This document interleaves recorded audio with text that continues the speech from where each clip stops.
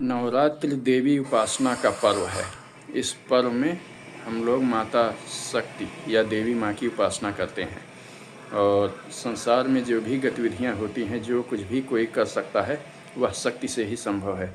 कहा जाता है शंकराचार्य जब ज्ञान प्राप्त हो गया था और वो पूरे भारत में भ्रमण कर रहे थे, तब वे केवल भगवान शिव की ही स्तुति और उपासना किया करते थे। देवी माँ का उन्होंने कभी कोई ध्यान नहीं किया।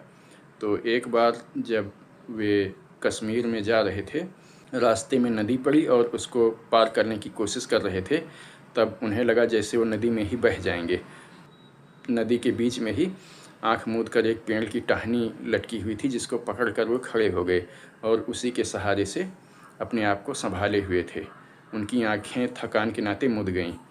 तभी उन्होंने कोई स्वर सुना किसी बालिका का, और उन्होंने आंखें खोला तो देखा सामने एक बालिका खड़ी थी और उसने उनको सहारा देके नदी से बाहर निकाला।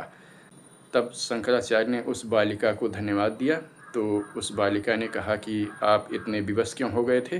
तो उन्होंने कहा कि मुझ में बाहर निकलने की शक्ति नहीं रह गई थी, लग रहा था जैसे नदी मुझे बहा ले जाएगी। तब उस बालिका ने हंसते हुए कहा, लेकिन आप तो शक्ति में विश्वास ही नहीं करते हैं, सदैव शिव की ही उपासना किया करते हैं। और यह कहते हुए बालिका अंतर ध्यान हो गई।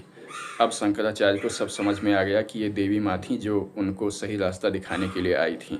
और इसके बाद फिर शंकराचार्य ने देव्यापराध क्षमापण स्तोत्र की रचना की, और इसके बाद फिर उन्होंने देवी स्तुतियों के लिए बहुत सारी स्तुतियाँ, बहुत सारे मंत्र और तमाम चीज़ों की रचना की, जिनमें से सौंदर्य लहरी और बहुत सारे स्तोत्र हैं, ललिता पच्चकम, इस तरह से बहुत सारे स्तोत्र हैं जिनकी रचना शंकराचार्य ने की। माता लक्ष्मी की उपासना के लिए, माता सरस्वती की उपासना के लिए, माता काली की उपासना के लिए, माता दुर्गा की उपासना के लिए फिर बहुत सारे स्तोत्रों की रचना की। और फिर इस तरह से हम देखते हैं कि देवी की शक्ति के बिना कुछ भी संभव नहीं हो पाता है।